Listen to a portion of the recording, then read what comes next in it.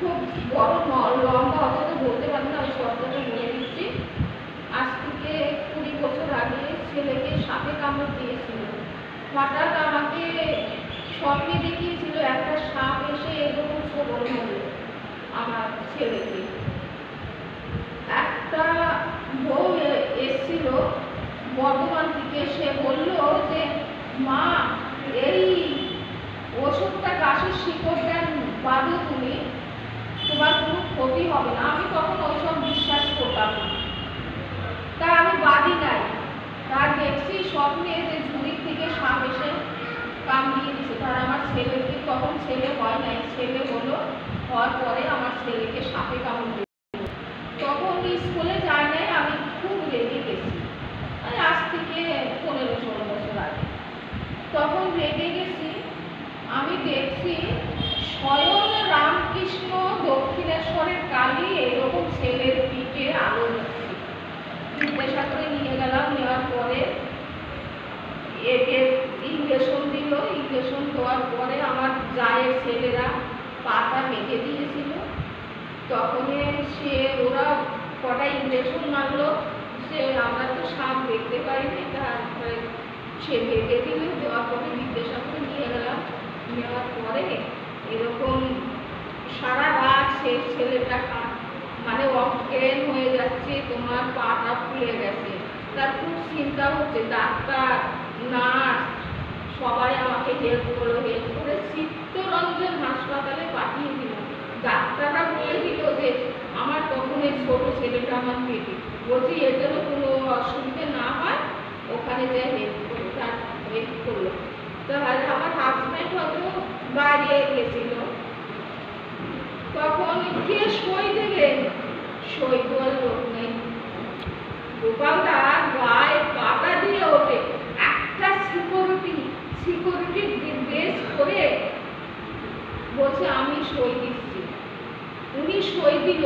তার পুরো রসলিং আলো নেই, সে রাজা রামমোহন বিল্ডিং পুরো রসলিং, তোমার সব বন্ধ, তোমার 3 তলার উপরে, সে 6 তলার উপরে কি করে চলে গেল। তার বলছে চলুন আমি সই দিচ্ছি, মানে আমি গার্জিয়ান হচ্ছি। তখন গার্জিয়ান হয়ে ওখানে সই দিল। দেওয়ার পরে আমি তাকে পয়সা দেব।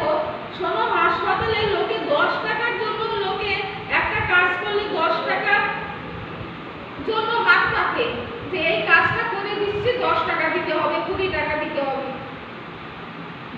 আমাকে একটা কথাই বললো যে আমার পয়সার দরকার নেই। কিন্তু আমি দেখলাম, তাহলে আমি ওইখানে একটা মন্দিরে দেখলাম যে রামকৃষ্ণ, মানে সেই চিত্তরঞ্জন হাসপাতালে রামকৃষ্ণ।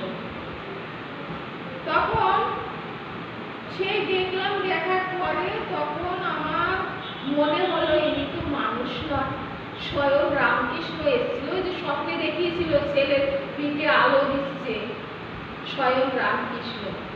ওই মন্দিরটাই আমি ওইখানে দেখলাম। আর তাকে কোনোদিন খুঁজলাম, আর তাকে কোনোদিন পেলাম না। এই দেখেছিলাম। আর তোমার কন্যাকুমারীতে এমনি আমি স্বপ্নে দেখেছিলাম যে স্বয়ং বিবেকানন্দ বসে আছে পুরো পাথরের উপরে, সমুদ্রের উপরে, পুরো মানে রাস্তা আছে, পুরো বিবেকানন্দ বসে আছে। এই একটা দেখেছিলাম। আর একটা দেখেছিলাম কি, যে ছোট ছেলেকে কোলে করে নিয়ে আসছি, তখন আমি ওখান দিয়ে কৃষ্ণ মন্দিরের ওখান দিয়ে আসতে নিয়ে, তখন একটা এইরকম লাল আমার পায়ের কাছ থেকে এরকম ঘুর ঘুর করছে, ঘুর ঘুর করে তোমার স্বয়ং মন্দিরে মিশে গেল, একদম লাল টক টক। আর একদিন দেখেছিলাম দুপুরবেলা, মানে শুক্রবার, একজন নামছে গাড়ি থেকে, সাদা দাড়ি, ধবধব সাদা টুপি, এত সুন্দর ফর্সা আমি এই জীবনে দেখিনি, এত সুন্দর। এই একজন দেখলাম। তার একজনকে বললাম, একটা মুসলিম ভাইকে, বলছে আপনি যা দেখেছেন আমরা জীবনে এইসব দেখিনি, আমরা এত ঈশ্বরের